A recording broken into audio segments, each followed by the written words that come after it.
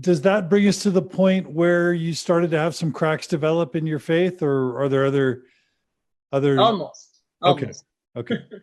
Maybe the last thing, I went back to school. I got another degree so I could work at a better thing here. So that was an additional thing. And going back to school was maybe the beginning of this crack in my faith, because I started to think again, and I started to study things again, and use my brain more, and also at the same time, maybe just sort of on the side, is my mom started to get dementia, and she lived with us.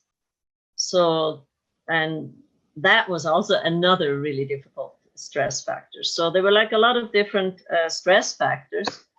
And I felt just like more and more that church wasn't giving me all that much.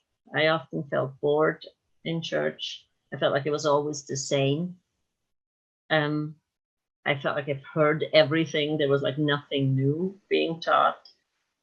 And I felt like I felt exhausted after church, on Sundays. And with everything else that there was to do, it just felt like one more thing that needed to be done. Plus, I felt like it was really killing Bill, no pun intended there.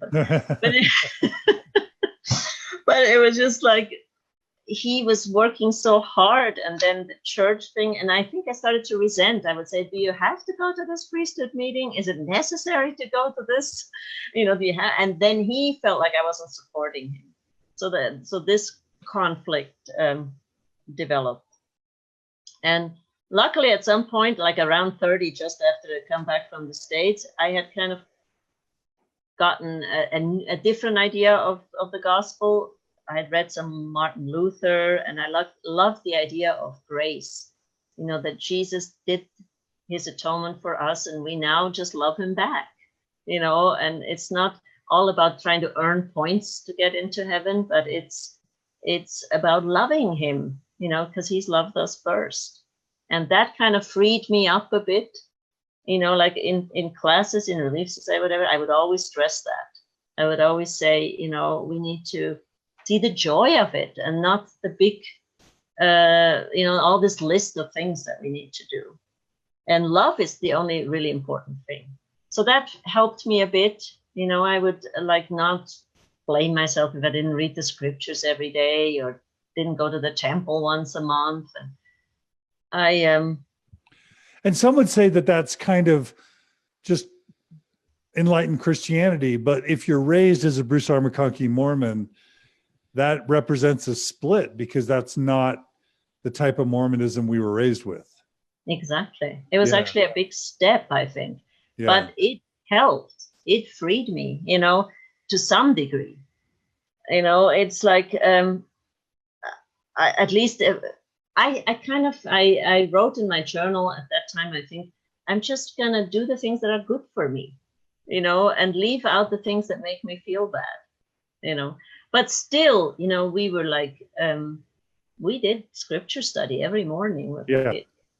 We tried to pray every day. We didn't always manage. We sometimes forgot. But, we did all those things. We had family home evening every week, So I still try to do all those things. Laura, one of our listeners, is relating to you. She writes, I can relate to the cognitive dissonance Anna experienced while trying to balance her personal desires with the perceived guidance from the church. Laura says, I did pursue my master's degree and worked part-time while my children were young, but also made many, many career sacrifices for my husband's military career because I thought it was my duty. My husband is a good man, but we are still married, but we both realize now that I went along with his career goals at the expense of mine, primarily because of statements made by church leaders. Thanks for sharing that, Laura. Mm-hmm. It's a nice compliment to Anna's story. Yes, I can really relate to this as well. And that's the thing, my husband's a really good man, and he tried to be always supportive.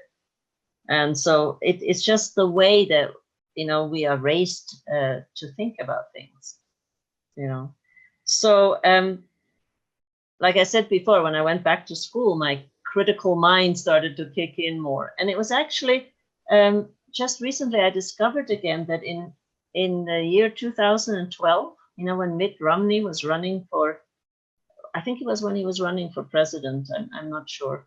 But anyway, he was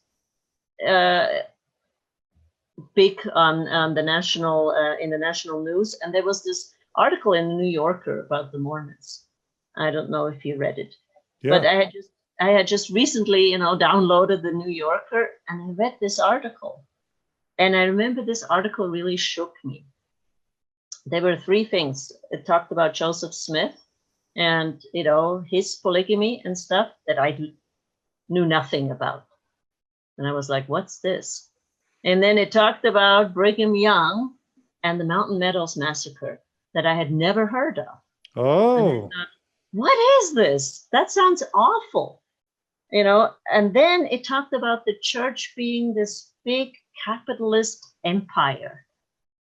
And that just sat really wrong with me. I thought, the Church of Jesus Christ, a capitalist empire, that's how it's seen by others, And it was not a nasty article at all. It was trying to be it was actually a more or less sympathetic article. Yeah, and then, just kind of learn about the Mormons, since your next exactly. president might be one. You may as well learn a little bit about it. And actually, the line that hit me the most was, it says, it takes a certain naivete to believe in the tenets of this church. And that just hit me like a ton of bricks, because I felt like, that's it. That it does, and it's just like I wrote in my journal at that time, you are naive, and it was like, of course, I tried to argue myself out of that at that time, but that was my first really big crack. And I started to open my eyes and see where I was being naive. And I had a really good friend at school, and we talked about things, and his father was a biologist. And when he asked me, do you believe in evolution? I said, well, not really, there could also be creation. He looked at me like I was an alien, and he said, no, intelligent person does not believe in evolution. It's like, it's not a belief, it's a scientific fact. And I said, no. And and then he gave me all the facts, and I said, oh, okay. And and I went home with that, and I thought, I need to believe in evolution, or at least I need to realize it's a fact. Which was one of Bruce R. McConkie's 7 deadly heresies, right? Exactly. Yeah. And then it went on, in church, I started to think about things critically. Noah's story, that made no sense. I started to go through it in my head, and nobody seemed to be bothered by it. Even educated people with university degrees, maybe they were, but they didn't say anything, and it was like, can you guys really believe this? This is naive. That's what kind of went on in my head. And then stuff like, well, there's no justice in this world at all. There's so many horrible circumstances in all these places. And why are these people even here? And then Bill would say, it's to get a body. And I'd say, well, it seems like cruel, that people have to go through these horrible lives just to get a body. And, why are there only so few people that have the truth? And everybody thinks they have the truth. All this stuff, I really started to think about things. And that at this point, as all these, as I started to admit to myself, only to myself in my journal, that I questioned the fundamentals of my faith. And I decided I needed to talk to somebody. And at this point, I knew nothing about the historical things except for what I'd read in that New Yorker, and I did not follow up on it at that time. And I talked to my friend from Spain on Skype. Your old boyfriend. Yes. Oh, yes. The one who had written you the 300 problems with the questions about the Book of Mormon. Exactly. Way back in the day. Yes. And he just said to me, well, you need to figure out what you still believe. And he was actually shocked. He says, I thought the Pope would start, doubting before you would ever doubt. You know, it was like really shocked. And I think it was a bit shook, you know, it's like, why you are questioning your faith? And then, yeah, I am. And finally, you know, when he told me to write down everything I still believe, what I don't believe, I realized that the only thing I still believed was God and Jesus. And Let me ask you this. And by the way, one of our listeners, Joe, he writes, yeah, the rarity of this lady is so refreshing. Beauty, intelligence, and sense of humor. Love the podcast. So oh, thank you. I love you, whoever you are. Joe agrees with me that you're an exceptional human. Let me just ask you this. You know, Fawn Brody's book, No Man Knows My History, has been around since 1945. You know, you had your own boyfriend from Spain trying to wake you up to the problems back in your adolescence. Like you know, the Tanners have been around since the 60s. Like this information's been around, but it isn't until we're open to it that you know, that we're open to it. Until we're open to it, we're not open to it. Yeah. Plus, you know, I wasn't really, you know, I didn't really see this information. Yes, there were the questions my boyfriend had written. That's true. You know, there I could have followed up. And you're right. You know, I wasn't ready to see something like this. But I never, you know, I didn't even really know about Joseph Smith having more than one wife until I read that in that New Yorker article. Okay, and even then it didn't sink in as much until later. You know, it's like, you're right. You know, it's like you filter it right out when you're not ready. It's like you're not hearing it. Yeah. And so my question was going to be, if you had to describe what it was that ripened you to be willing to not just like discard that New Yorker article as anti-Mormon literature and, you know, go back to your cave. What do you think of all the experiences you've shared with us over the past 2 hours? What were the things that ripened you most to being willing to not just consider problematic things about the church, but also start to doubt and question, you know, your Mormon beliefs? What was it that the church had become not so fulfilling? Was it that you just life hadn't turned out like you had hoped? What were there things that maybe emotionally ripened you, softened you to be open to considering a different way? I'm sure there were, you know, but it's really hard to pinpoint one thing. I think it's more like a combination of things. It's like, yeah, what was the combination? Well, definitely the fact that I was so overworked in the church that there was a certain resentment. You know, there was like so much stuff. And I felt like I constantly had to prove myself. And I started to have enough of that. And I seemed to not be able to get out of it. You know, no matter what I did, I always ended up in it still. And so that was one thing. And then the other thing that I felt like church was boring. It wasn't giving me anything, except for friendships, you know, but we were in tune, like I said, and it was like a family. And then all of a sudden, decision from the stake presidency was we had to go back to Bern. Half our ward was split, half went to Interlaken, the other half to Bern. And we didn't like this. We were like a family in tune. And we were just forced. And I remember Bill and I, we decided to take the stake presidency up on it. We went there and we said, please explain to us why we have to do this. We don't want to lose our ward. And then it was like, and then Bill actually, he challenged them and said, is this from the Lord? And they said yes, but of course it wasn't. It was just a practical decision because all three units were not strong enough. They needed to split them and make just two that they could survive. And we were just arbitrarily sent, we still lived in the same place, now to Bern. And that was really hard, you know, because, so I lost some of my friends there in the ward. And so it wasn't much from friendships anymore either, except for one friend that I gained that you actually met when you were here, Isis. And I'm really glad I gained her. And she is a very different kind of Mormon.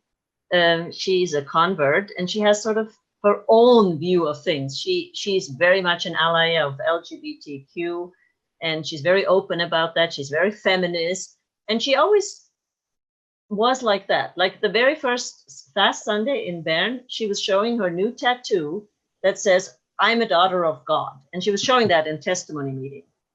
So I thought, okay, I like her. But she also opened up my mind about things.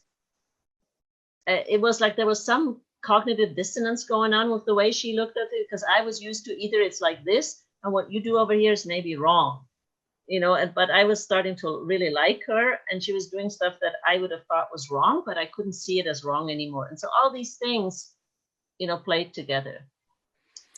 A couple quick other comments from our listeners. Tad Tholstrom, who I love. Hey, Tad. Tad writes. That's Holly's brother, right? Yeah, it's Holly's brother. Hi. He writes, Anna is amazing. Glenn, hey, Glenn writes, I had to go on a mission to Ireland to learn that Joseph Smith had multiple wives. So you're not the only one who learned that late in life. I too, John, learned that really late in life. You'll like this, Anna. Carl writes, this is one of your best shows. She is so interesting. How do you like that, Anna? Oh, thank you. Thank you.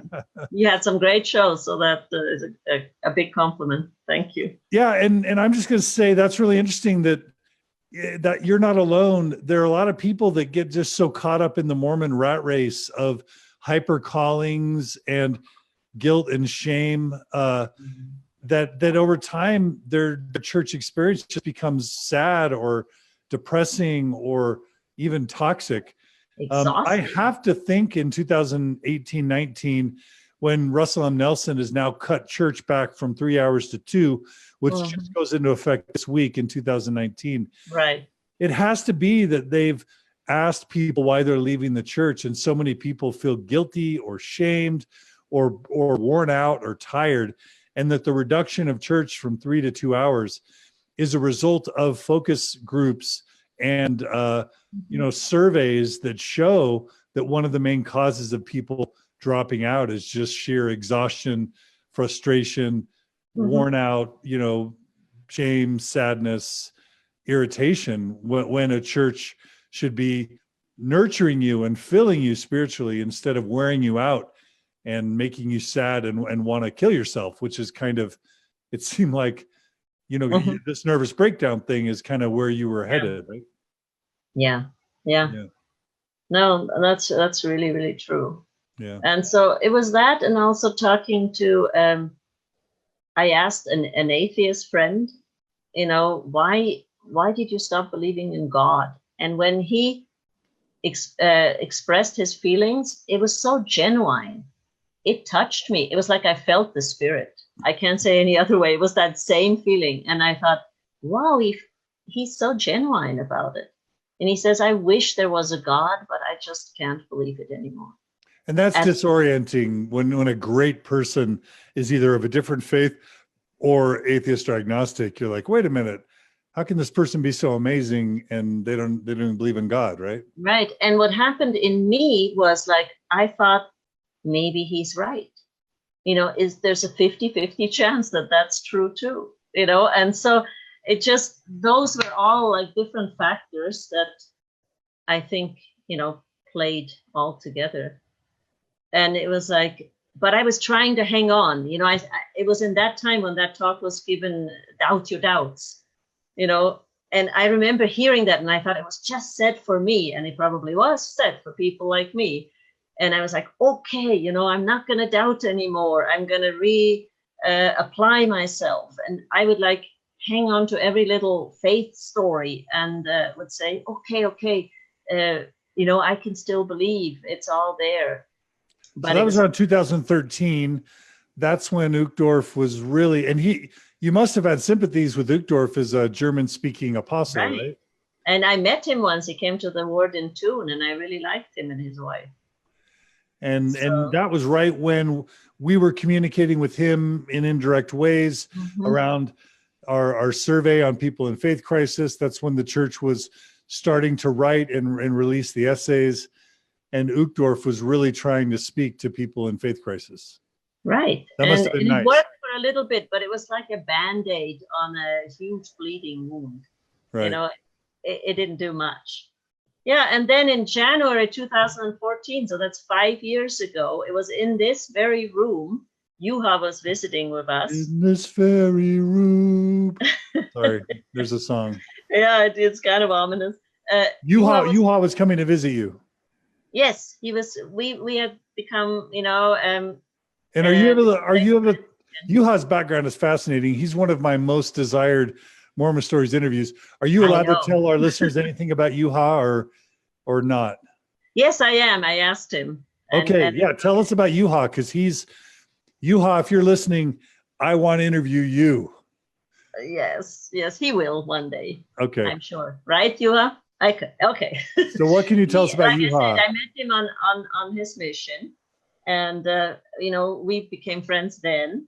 And he was also at BYU, and we stayed in contact then. But then we kind of lost contact for many years, and we found each other again through Facebook.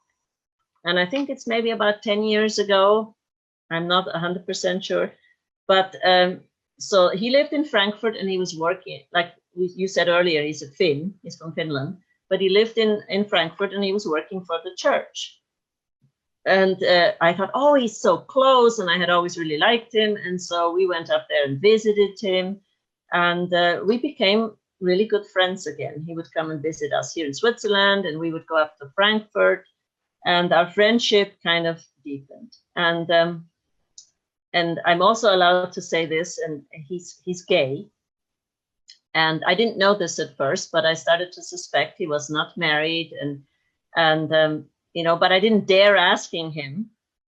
And I was still active in the church, right? But I started to think about his situation and think, you know, that's not fair that he shouldn't have love in his life. I want him to have love in his life.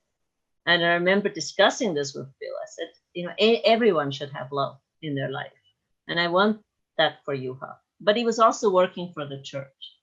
So it was very, very difficult. And so anyway, at this point now that Juha was here in January 2014, he was sitting here, and Bill and I were sitting, and he was telling us about the essays. Because he worked for the church, he knew about the essays. And I think it was only about 4 that had come out at this point. I don't know how many.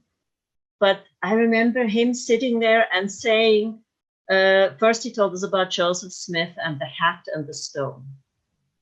And I thought, what is this? You know, and my mind was just like, and then the next thing is talking about the polygamy and polyandry. Wait, the hat and the stone, because you had been taught what all your life? Well, that he had golden plates that he translated with the Urim and Thummim. You know, I'd seen pictures, and I mean, now he was looking into a hat, and there was like a seer stone in it. It just seemed really fishy to me. And the plates weren't anywhere to be found. They weren't in the room. No, you know, and I didn't even know that in all the details, but just this sounded so strange. And then he talked about the multiple visions of the first versions of the first vision that seemed to contradict themselves. First, it was only the Lord, and there were angels, and he was only asking, you know, for his sins to be forgiven. And then later, all of a sudden, you know, it was 2 beings. That had always been like the most important part of our discussions. The first vision, and this incredible thing that God and Jesus were 2 people, you know, and now all of a sudden it had only been 1 in his first vision, and he had not told anyone about it for 12 years. And as he said this, it was really strange. What went through my head was like just 1 sentence. It was like, I knew it. This is all not true. Oh no, it literally was like that. It was like everything just fell down, and it was probably because I was so ready, you know, because I already had all these doubts. I don't know, but that's all that went through my head. And Bill wasn't faced by it at all, you know, and that's what Bill heard these things, or did he just wasn't open? I have no idea what went through his head, but nothing happened with him. It didn't even register much. Okay. But afterwards, I went for a walk with Juha, and that's what I said. And he was surprised that I reacted like that. I said, I knew it. None of this. Wait, he also mentioned to you Joseph's polygamy and polyandry. Yes, he did. And what was that like for you? Because you had stopped believing in polygamy, and you probably, as a missionary, when you refused to believe in polygamy, you probably hadn't yet learned that Joseph had No, had. I had no idea. You know, it What was that something like we to were hear from bringing young Yuha that Joseph had over 30 wives, some of them as young as 14, and 8 or 9 of them other men's wives? What was that like? Well, what bothered me at most at first was that I had not known about this. Yeah. You know, that's what bothered me the most. I was like, how could they keep this from us? You know, and I have been lied to. You know, I mean, that's what really upset me. And also just this fact that he was marrying women that were already married to other men. You know, polyandry. That to me was like, everything we've been told about polygamy is to help women that have lost their husbands, the widows. And it was all not true. You know, it was like such a lie. You know, if he married women that were already married to other men, I mean, I could see no reason for that. None. Yeah. You know, at that time. And so it was like, after that, I was like, so I wanted to find out more. And I don't remember, I think it was Vaughn. I talked to Vaughn, who is was a companion of Yuha's in the mission, and who I also reconnected with over Facebook.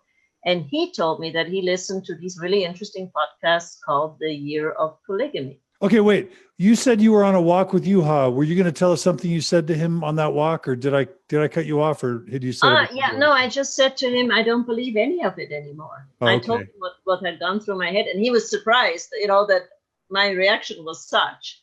But then did he still believe at that point? No, he had serious doubts as well. Okay. Yeah. And that's always interesting when you're gay working for the church. Yeah. And you don't believe anymore, or you're struggling. Right. That's fine. And he had already seen some things in the church, you know, working for the church that made him doubt a lot of things, you know, lies that were being printed and stuff like that. You know, whole testimonies that were written up before the event even happened.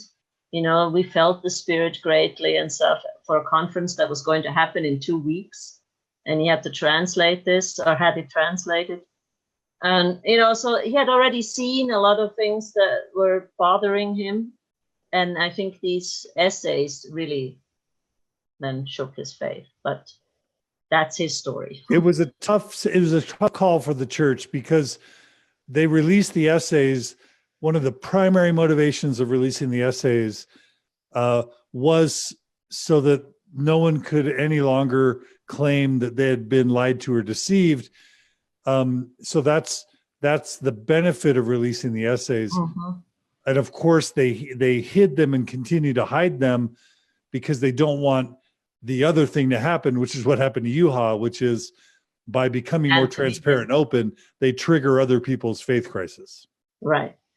And, you know, he told me, it was Yuha that told me about Mormon stories.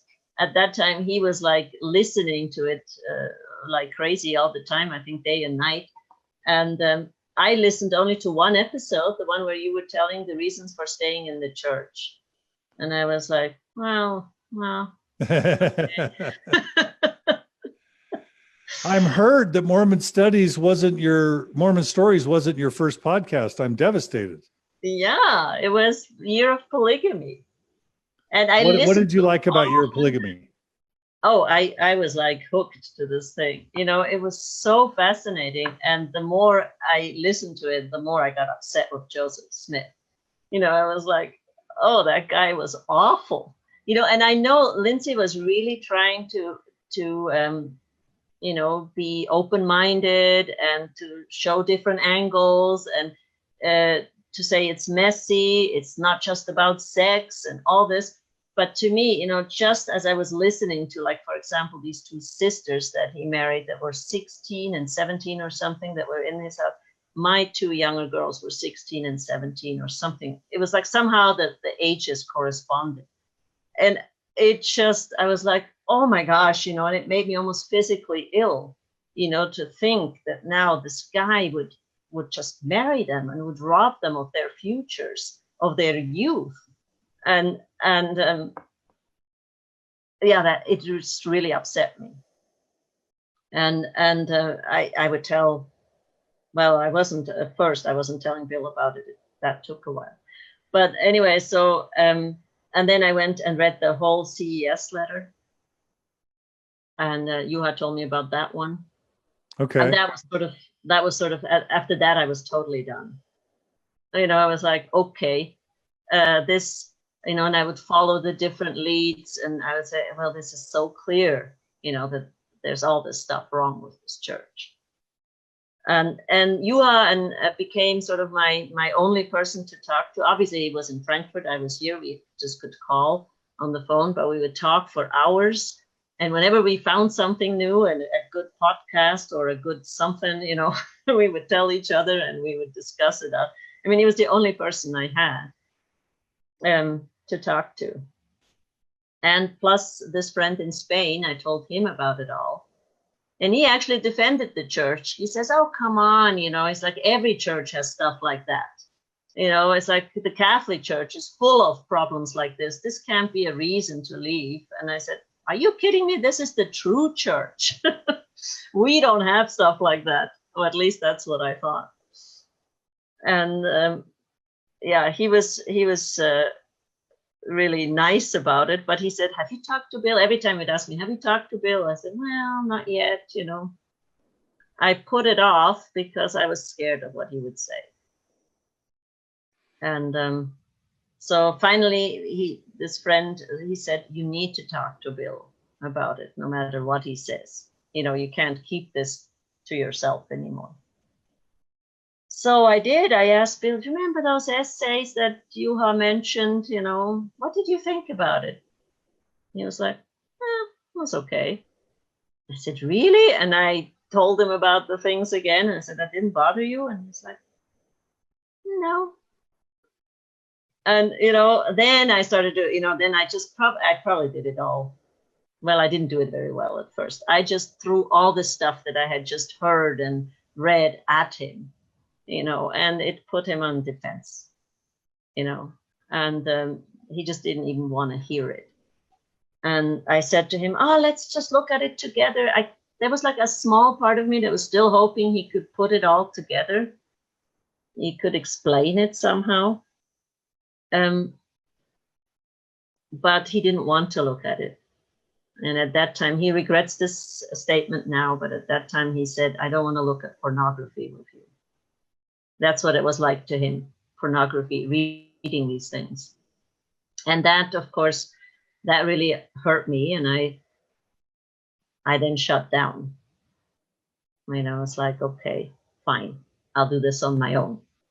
Yeah. So this is where things get really, really, really hard because, you know, the most important thing to many of us is our marriage and our family. And even the church teaches family above all else. And then all of a sudden, you know, you've built your whole life on the church and this Orthodox understanding.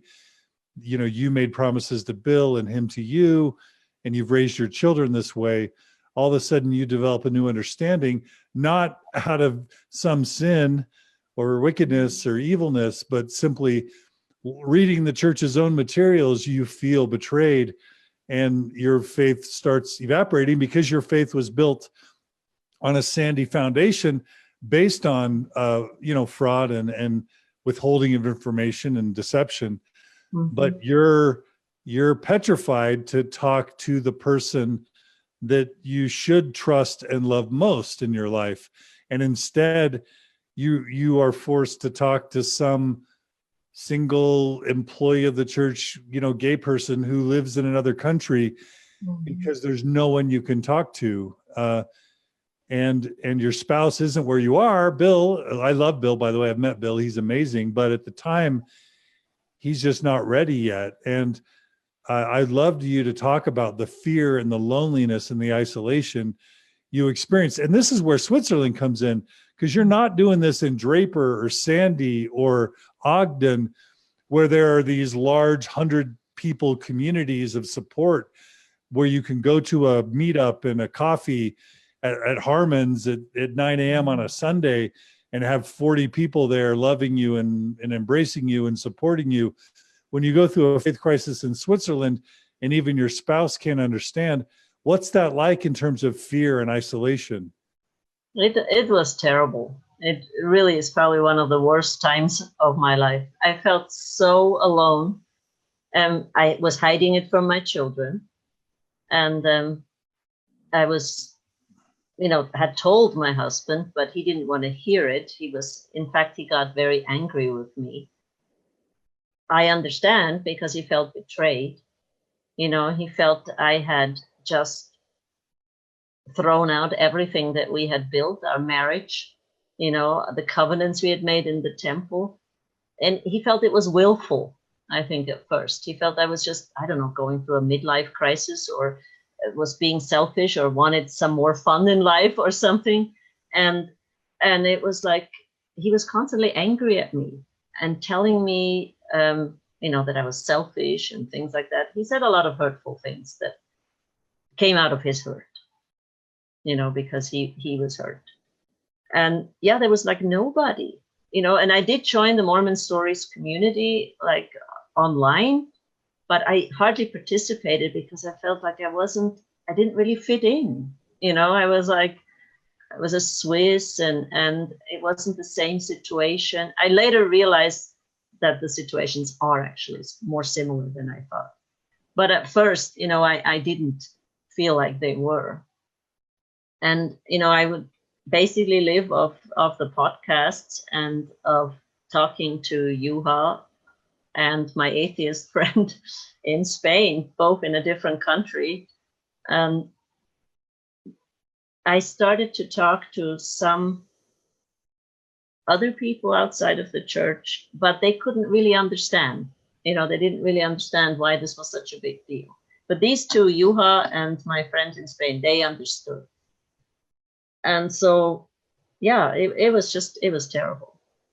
And I kept, wanting to just find somebody that I could talk to. And I seem to have been the first. I didn't know about Philip, who actually was at a very similar time going through some similar stuff. Philip Giesler, who I Giesler. interviewed, just for our listeners who don't know, I interviewed him a month or two ago about his Swiss Mormon upbringing and faith crisis.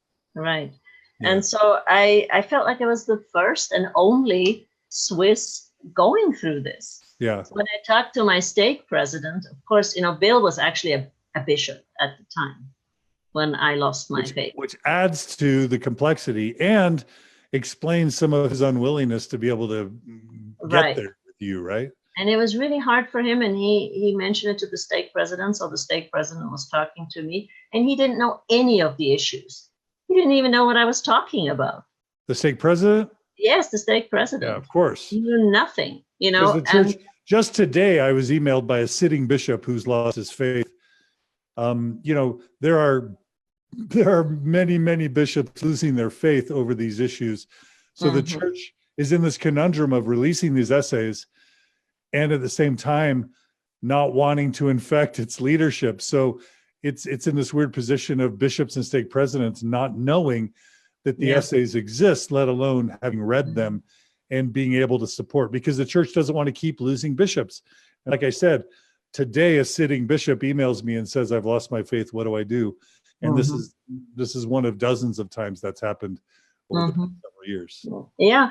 And so it's like they just tell themselves this narrative, oh, she's read some anti-Mormon stuff on the internet, and that's how she lost her faith. And I was trying to tell him, no, this isn't anti-Mormon stuff. These are facts, but, then you're also, I've noticed that other people have the same, you don't really want to tell people too much because you don't want them to go through what you're going through. I still have this conflict. I think, let them stay in their bubble, So I didn't really want to tell him too much when I realized he didn't know anything about it. But Bill asked to be released because he couldn't deal with it anymore. It was really, really hard for him. And he was struggling on his own. I was struggling over here. It was just like two lonely people drowning. We could see each other drowning, but neither one of us could help the other, it seemed. And so I didn't think our marriage was going to survive. I didn't know how. And that was additionally awful. But at this point, this was still 2014, right? Two of my kids, my two older kids, were engaged to be married in the temple. And I said to Bill, I don't care what, but I'm going to those weddings. You know, I still had a temple recommend till November. And the first one was getting married in June, and the other one in October. And I said, I'm not telling the kids, I'm going to these sealings, I'm going to be there. Because otherwise their marriage or their wedding will be ruined. You know, their mother can't be there at such short notice. That would have really, especially my daughter, it would have really, really upset her. And so that's just, I'm just gonna have to say that's another unacceptable stress and tension that the church puts on people. It by having this temple recommend and weddings tied to temple recommends and worthiness, not only are they excluding beautiful, precious non-Mormons from those ceremonies, but now if a mother or a father or a sibling or, you know, grandparent or whatever, a child, if they have a faith crisis and they can't feel in good conscience, even if they're worthy in every way, in terms of the, you know, law of chastity or word of wisdom or tithing even, which I was, you know, if they can't answer all of the church's questions, then they're prohibited from seeing their own child's wedding. That no one should be precluded from their child's wedding, especially for having sincere doubts after having been systematically misled and deceived by the institution for decades. That's egregious and unacceptable. Yeah. And, you know, I'm really glad I was there, but it was such a disappointing thing. You know, like all my life, I had looked forward to my kids getting married in the temple. And then when it was actually there, it meant nothing to me anymore, you know, which was so sad, you know. But I'm kind of proud of my daughter, who I went with her through her endowment, which is how I got to see the new films. But anyway, they're now even going to be new. But she said to me after she had gone through the first time, she said to me, and not just to me, she asked the temple matron, how come my husband can know my name, but I cannot know his? You know, and I thought, good for you. Really good question. Didn't occur to me years ago, at least I didn't ask it. So the answer was, we don't know. You know, that's the answer they gave her. Yeah, but at this point, because things were so difficult for me, you know, I had some help, and I started to go to a therapy. And wait, let me just add one thing. A listener writes, Penny writes, our returned missionary son told me yesterday when I asked him what he thought about my faith crisis, that I just wanted attention. I have not told him much, but he thinks that it is obvious that the church is true. One of my daughters thinks I'm an apostate, but is not willing to talk about it. A friend of mine that I walk with said something about me being an apostate on our walk yesterday that surprised me. So yesterday was difficult. Our hearts go out to you, Penny. We are so sorry. That this is where nobody likes to call the church a cult. You know, it's not productive to call the church a cult, but this is when the church sort of unnecessarily makes it more likely or probable that people are going to associate the church with a cult, when the church is associated with tearing families apart, when these are good people just trying to live their lives in good conscience. PJ writes, I left the church when my son was on his mission. He recently got married in the temple, and we had a long talk when he first came home from his mission, that when he got married, to also have a ring ceremony. They did, and also had a hand fasting ceremony as well. I don't know what a hand fasting ceremony is, but that's so nice, PJ, that your son was willing to have a ring ceremony, so that at least you could see that. But even that's a tragedy that somehow you're withheld from the ceremony itself. So sorry, I just wanted to include some of the listener comments. No, that's great, and that still might be ahead of me, you know. Yeah, right. Because you have children who are unmarried, right? Right, but at least I was there for these two older ones, and I don't regret it at all. Yeah, I'm really really glad that I did this. But like I was saying, I started to go to therapy, and my biggest thing that we would discuss every time was like, how can I tell my kids? I was terrified of it. And I think the therapist, who was never a Mormon, she didn't fully understand. She just didn't really get it, why I would be so terrified. She said, well, don't your kids love you and stuff? I said, yeah, but, she just couldn't understand. I was so scared that they would be so disappointed in me. They had always looked up to me. I knew that they adored me, and now I was going to be falling from grace. I was going to suffer, make them suffer. I mean, and I was mostly, I was afraid that they would think of me like what Penny has mentioned, that they would think of me as an apostate. And I was terrified of that. I really was. And, but I knew I had to do it. I actually had thought about, as this whole year that I still was going to church when I didn't believe anymore.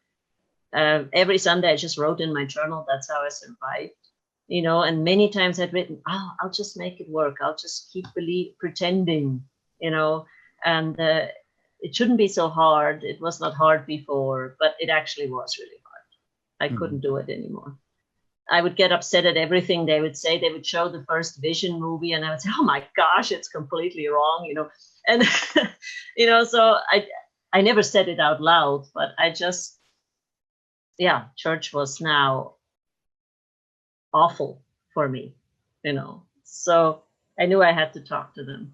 And so the way I decided to do it was to talk to each of the children individually, starting with the oldest and then, going down, and just invited them for dinner and talked to them individually, really close together, but each alone. And it was really, really hard. And the older three, they didn't really cry. The youngest, she cried. But it was really, really upsetting for them. And I know that you raised them Mormon, you raised them devout Mormon. And now, because you had not been given the full story, you have to, you spend a decade and a half raising these kids, or 2 decades. And then all of a sudden you as their parent has to go back and say, all that stuff I taught you, I was misled and I don't believe it anymore. What a terrible, traumatic thing to impose, not just on parents, but on children, right? Yeah. And, they were all of them were such faithful children. Like Liam had been on a mission. He had lost his first girlfriend over this mission.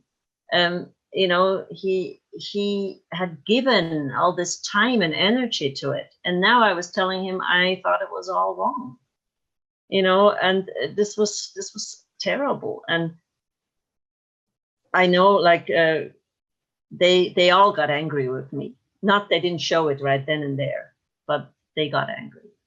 Like Liam would have like these secret councils where they would all meet, and our mother has gone off the deep end. What do we do to save her? Kind of thing. I heard about it, through the grapevine.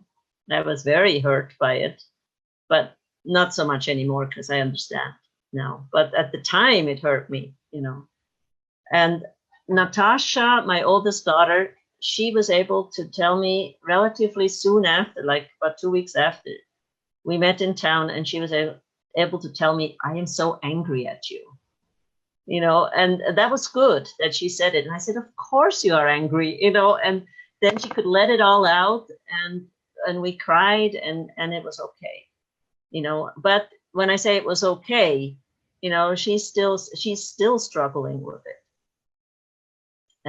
But she was okay with me again, But the next daughter, Alina, she was angry at me for almost a year. She would hardly let me touch her. She would not let it out. She kept thinking, I think, I should be tolerant of this. I should be open about this, but she couldn't. And finally I said to her, are you still angry at me? You're allowed to be. And then she broke down and she cried, and we talked about it, and it got better. And yeah, and Lara, she was the only one that didn't, the youngest, she was the only one that didn't change in the way she acted towards me, but it just really confused her. Because she's like one of these people, she just, the other kids always say she can't find any fault with you.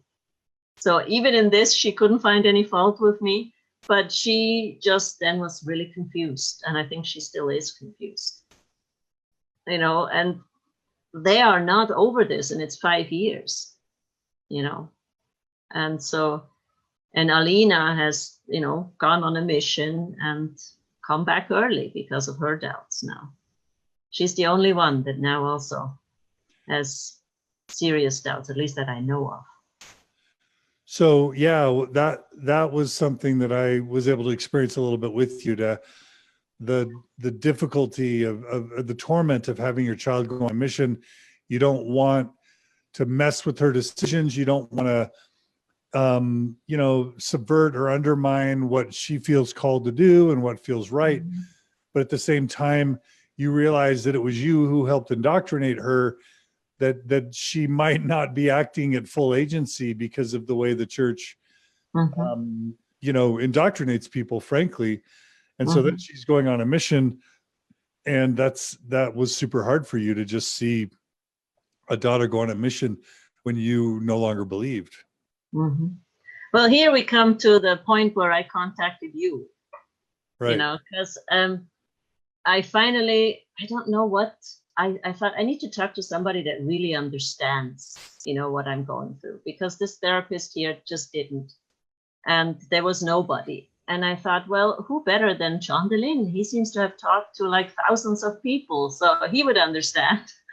So I just contacted you, and we had some trouble connecting, right, with time difference and stuff. And I remember the first time we talked, I was like in some kind of a restaurant downtown in Bern, like in the back, because you said you could talk in the next 10 minutes. And I thought, I'm not going to let this slip through my fingers. I'm going to do it now. And even though it was super inconvenient at that place, and I think our connection was really bad and whatever, but it just was like an amazing thing, because I felt right away that you understood what I was going through. And that was the first time, except for from you, you know, but you also understood the mixed faith thing and all this. And it just was like a big moment. And I decided, okay, I need some help this way. And also at the same time, we decided to go to a couples therapy here. That was not done by, you know, this obviously there's no therapists here that have any experience with mixed faith marriages, but there was, he's a theologian, or what's the word? No, yeah. Mm-hmm. Yeah. Yeah. And so he had some understanding of religion, and we just got really lucky. He was a really good guy. So these two things started to bring about a change, you know, like he taught us as he would listen to Bill's, and in those sessions, you know, all the anger would come out, and my frustration and loneliness and all this would come out. And like he would try to help us see that there was a place where we could coexist. You know, he wouldn't talk about the issues, of course. He would talk about how can we connect, how can we talk to each other. He helped actually Bill heal his anger, you know, hear me and realize I was not being willful or selfish or cruel, but that I was courageous and authentic and had tried to follow, you know, my truth. And so I think that helped a lot. And it helped me understand where Bill's anger came from, where his frustration came from. And it helped me. I still had a really hard time with this, you know, but it helped me think maybe I could still be with him even if he does believe. You know, it wasn't just him having a hard time with me, it was me having a hard time being with him. That's right. You know? It's like, how can you be the non-believers, like, how can you be so foolish? How can you put your head in the sand? How can you not trust me? How can you not go down this path with me? it can be just as cantankerous and hostile from the non-believer towards the believer. Yeah, and that's proselyting. You know, I would say, well, what about this and what about that? You know, and I would throw all this stuff at him, which would only make him entrench. You know, it would like, but I had my spiritual experiences, and nothing can change that. You know, and yeah, so that, and then what I learned from talking to you was also that it was much more important to have, you know, the connection was much more important than who was right and who was wrong. And I first applied this with Alina. I think we talked in the afternoon or something, and you told me that I needed to tell her that she mattered to me and not what she believed, that I supported her 100% in no matter what she believed. And I went and did that evening, exactly like this. And it was like a wall came down. You know, she started crying, and this was before she was going on her mission. And then she started to tell me some of her doubts, some of her fears, you know, that she had not told me before, because I guess, you know, there was this wall between us. And so that completely healed between Alina and myself. And I had a harder time applying it to my husband, you know, than to my children. Somehow it's easier to let a child live in a completely different space, you know, than your partner. But the same thing applies there too. And I tried to apply that too. I tried to think, okay, connection is more important. And, you know, one of the things that I had a hard time with is, and that Bill had a hard time, he just thought I was going to become a bad person now. Well, if you can just throw away, you know, the church, then what else are you going to throw away? Yeah, the believer thinks you're going to throw away the marriage. Yes, the marriage. And are you going to start drinking? Are you going to start sleeping around? Sleeping around. Yeah.